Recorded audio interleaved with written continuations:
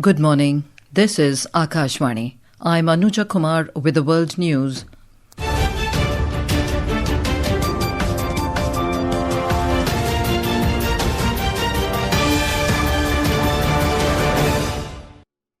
The headlines. India dispatches 8 metric tons of life-saving and essential medicines to Bolivia to support its public healthcare capacity. Indian and US Navy's explosive ordnance disposal exercise to begin today at Southern Naval Command in Kochi. Russia proposes railway route to India to reduce dependence on strategically important maritime routes like Strait of Hormuz.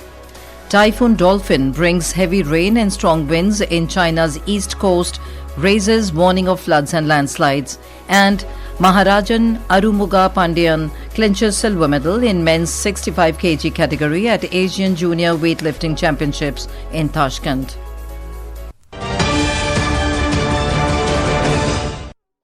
And now the news in detail.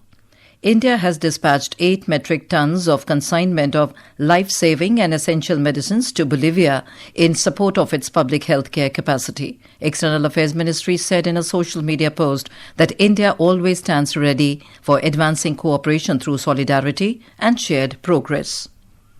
The Indian Navy-US Navy Explosive Ordnance Disposal EOD exercise 2026 will be conducted at Southern Naval Command Kochi from today till the 14th of this month.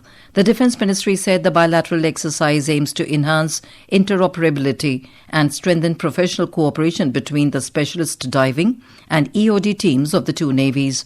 The 5-day exercise will comprise subject matter expert exchanges, cross-training, equipment demonstrations and scenario-based practical exercises.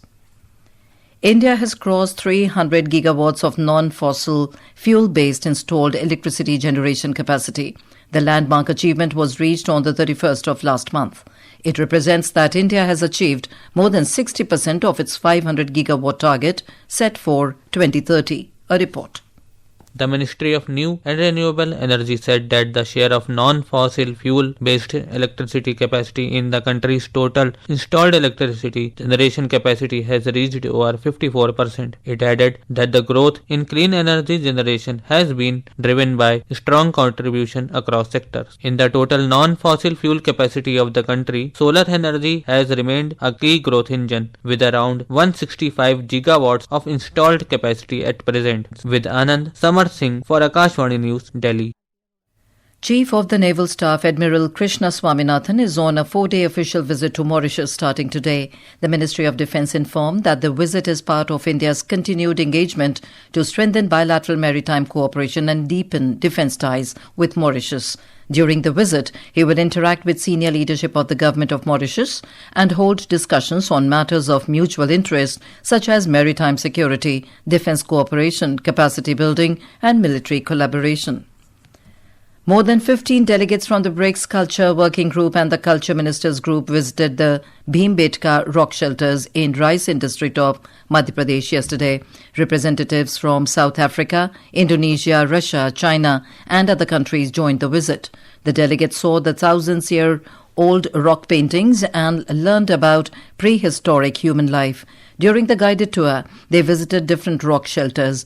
The paintings show scenes of hunting, group activities and wildlife. These paintings give an idea of the close relationship between humans and nature in ancient times.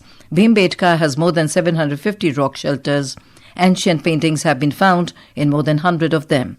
The paintings also show the art and lifestyle of different periods. Russia has proposed exploring a railway route to the Indian Ocean and India aimed at reducing dependence on strategically important maritime routes.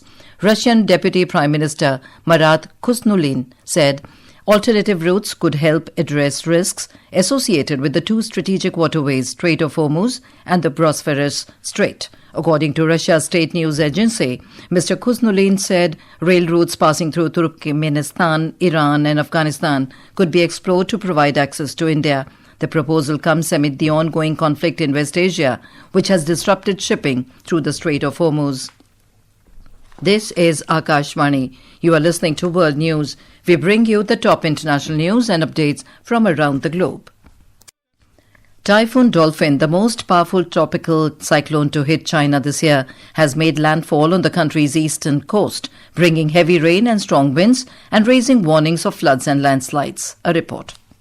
According to China's meteorological authorities, the storm made landfall near Yuhuan in Zhejiang province with maximum sustained winds of 151 kilometers per hour near its center. At least 30,300 people have been evacuated, while Shanghai has cancelled around 1,500 flights. Before reaching China, Typhoon Dolphin swept through Japan's southern Okinawa prefecture, where 6 people were injured and more than 50,000 buildings lost power. Heavy rain is forecast today across several areas, including Zhejiang, Shanghai, northern Fujian, northeastern Jiangxi, Anhui, and Jiangsu. Scientists say global warming is making extreme weather more likely, including more powerful typhoons. Ashish Abraham for World News. Iran's parliament has approved the general outlines of a strategic action plan aimed at ensuring the security and sustainable progress of the Strait of Hormuz and the Gulf. Iran's local media, quoting committee spokesperson Hassan Kashkawi, reported that the plan was discussed by the Parliament's National Security and Foreign Policy Committee and approved without opposition. The legislation was formally introduced in the Parliament on 13th of July. Meanwhile, Iran and Oman have been negotiating for several weeks over the designation of a new route in the Strait of Hormuz for safe maritime traffic. Earlier, Iranian Foreign Minister Sayyed Abbas Araghchi said there are currently no ongoing negotiations between Iran and the United States. Iran's Supreme Leader Mujtaba Khamenei has appointed former Islamic Revolutionary Guard Corps IRGC Chief Mohsen Rezai as his representative to the country's Supreme National Security Council, replacing Mohammad Baqir Zolgadar. The position was formerly held by Ali Larijani, who was assassinated in US-Israeli strikes in March, and then Mohammad Baqir Zulakadar. Rezai is a former IRGC chief and a member of the Iran's Expediency Discernment Council, which resolves differences between Parliament and the Guardian Council, a separate body that vets candidates for office. Rezai was a military commander during the Iran-Iraq War of the 1980s, referred to in Iran as the Sacred Defense. The U.S. Central Command CENTCOM has said American naval forces have redirected 55 commercial vessels as part of efforts to enforce the U.S. blockade against Iran. In a social media post, CENTCOM said more than 20 U.S. warships are deployed in the Middle East to support military missions, including enforcement of the blockade. According to CENTCOM, as of 9th of August, U.S. forces have redirected 55 commercial vessels, disabled 2 and boarded 2 others to ensure compliance. The latest update follows earlier reports of similar maritime operations. CENTCOM also said more than 30 vessels carrying humanitarian aid have been allowed to pass through the blockade. In Chicago, at least 3 people have been killed and 10 others injured in multiple shootings over the weekend. According to media reports, as many as 8 shootings took place yesterday. Of those injured, 2 remain in critical condition. A 35-year-old man was also shot in the head in the early hours of Saturday. He also remains in critical condition. Indian weightlifter Maharajan Arumuga Pandyan won the silver medal in the men's 65 kg category at the Asian Junior Weightlifting Championships in Tashkent, Uzbekistan. Maharajan produced a personal best total of 285 kilograms, lifting 128 kgs in the snatch and 157 kgs in the clean and jerk. Vietnam's Hong Thach won the gold medal with a total lift of 291 kgs, finishing 6 kgs ahead of Maharajan. In the World Athletics Under-20 Championships, India's Basant Kumar Meghwal and Shahnawaz Khan became the first Indians to win medals in the high jump and long jump events in Eugene, USA. And now, before we close, here are the highlights of the bulletin. India dispatches 8 metric tons of life-saving and essential medicines to Bolivia to support its public health care capacity. Indian and US Navy's explosive ordnance disposal exercise to begin today at Southern Naval Command in Kochi. Russia proposes railway route to India to reduce dependence on strategically important maritime routes like Strait of Hormuz.